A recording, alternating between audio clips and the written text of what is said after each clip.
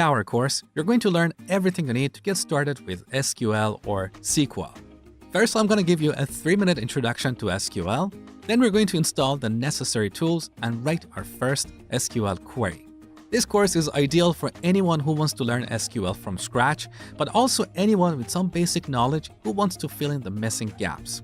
By the end of this course, you'll be able to retrieve, insert, update, and delete data in databases. We'll talk about tables, relationships, different types of joins, subqueries, regular expressions, and much more. These are the essential concepts that every software developer or data scientist must know.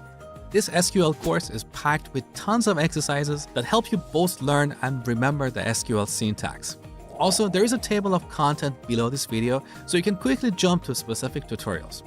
Now let's jump in and get started. Let's start the course with a quick overview of databases, what they are, and how we use them. A database is a collection of data stored in a format that can easily be accessed. In order to manage our databases, we use a software application called Database Management System, or DBMS. We connect to a DBMS and give it instructions for querying or modifying data. The DBMS will execute our instructions and send results back. Now, we have several database management systems out there, and these are classified into 2 categories: relational and non-relational, also called NoSQL. In relational databases, we store data in tables that are linked to each other using relationships. That's why we call these databases relational databases. Each table stores data about a specific type of object, like customer, product, order, and so on. SQL or SQL is the language that we use to work with these relational database management systems. It looks like this. We use SQL to query or modify our data. In this course, we're going to learn everything about this powerful language. Now, there are many different relational database management systems out there. Some of the most popular ones are MySQL, SQL Server by Microsoft, and Oracle. But of course, there are plenty more. Each database management system has a different flavor of SQL, but all these implementations are very similar and are based on the standard SQL specification.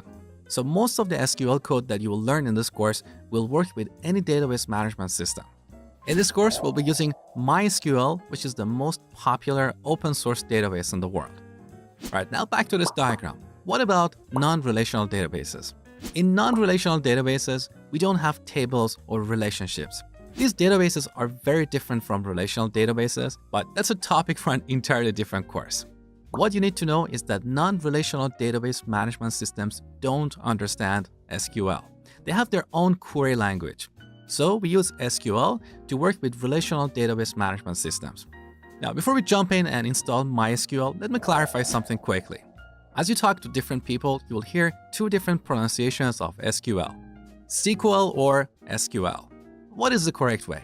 Well, it depends on who you ask. And of course, everybody thinks their way of pronouncing this word is the right way. But here's a little history about this language. SQL was originally developed at IBM in the 70s, and back then it was initially called SQL, short for Structured English Query Language. But they changed the acronym to SQL because SQL was the trademark of an airplane company. So to this date, there's been an argument about what is the right way to pronounce this language. Generally speaking, people in non-English speaking countries call it SQL. I'm used to calling it SQL because it's shorter and sweeter than SQL. But if you prefer to call it SQL, that's totally fine with me. I'm not going to get mad at you. So that's the history behind this language. But what about MySQL as a software product? Developers of this product prefer to call it MySQL rather than MySQL, but they don't mind if we call it MySQL. In this course, I'll be teaching you SQL with MySQL. Hey guys, Mosh here. I just wanted to let you know that you really don't have to memorize anything in this course because I've created a complete cheat sheet with summary notes for you. In this tutorial, I'm going to show you how to install MySQL on your computer. Now here I'm using a Mac, so first I will show you how to install MySQL on a Mac computer, and then I will show you how to install it on Windows. So if you're a Windows user, feel free to skip this tutorial. Now, open up your browser and head over to mysql.com. Then go to the downloads page and scroll down to the bottom. Here you should see MySQL Community Edition. This is absolutely free and we're going to use that throughout this course. So let's go ahead with that. Now on this page, click on MySQL Community Server. And then on this page, you should see available releases for Mac OS. So in this list, download the first item, which is a DMG archive. All right. Now on the next page, click on No Thanks, just start my download. All right, as you can see, we are getting a DMG file, which is basically a setup wizard. All right, now the DMG is downloaded, so let's open it and then double click on this package. This will launch an installation wizard, which is pretty easy to use. So simply click on Continue and again and again. I agree with the license agreement and install MySQL. It's going to ask for your password. This is the password that you use to log into your computer. So let's put that here. All right. Now here we need to set a password for the root or the admin user. So click Next. And in this box, type a complex password. All right. Now let's finish the installation. And enter your computer's password one more time. And we're done. That was super easy and sweet. All right, we installed MySQL Community Server.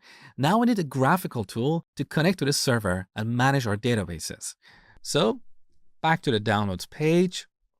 One more time, scroll to the bottom and go to MySQL Community Edition. And on this page, somewhere you should see MySQL Workbench. This is a graphical tool that we use to connect to our database server. So let's go ahead and download this as well. Now, once again on this page, we need to download a DMG archive. So download. And again, we have to say, no, we don't want to log in or sign up. So let's just go ahead and download the DMG. And then open it. All right, you're going to see something like this. So simply drag this MySQL Workbench and drop it onto the applications folder. So let's go ahead with that. Now it's going to copy this into the applications folder. Beautiful. So we're done with the installation. That was super easy. Now press Command and Space and search for MySQL Workbench. There you go. Let's open it. Now, the first time we get this message, because this is an application that we have downloaded from the internet. So we need to tell Mac that we trust this. Let's go ahead with that. So this is MySQL Workbench. Now, by default, you should see a connection here. If you don't see that, you need to create it. Let me show you how to do that. So for this demo, I'm going to right click this and delete this connection. All right. Now let's create a connection from scratch. So click on this plus icon.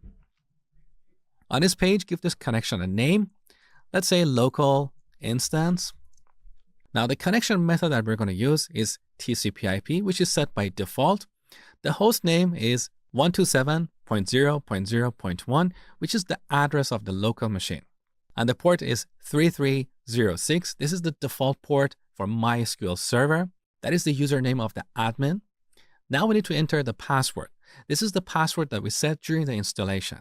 So click on Store in Keychain. And in this box, type the password for the MySQL Server. All right. And finally, let's test the connection. Okay, we successfully connected to MySQL Server on the local machine. Beautiful. Let's click OK. And here we have a connection on the homepage of MySQL Workbench. Every time we open MySQL Workbench, we use this connection to connect to our local server. All right, we're done with the installation of MySQL on a Mac. Next, I will talk about installing MySQL on a Windows computer. So feel free to skip that tutorial.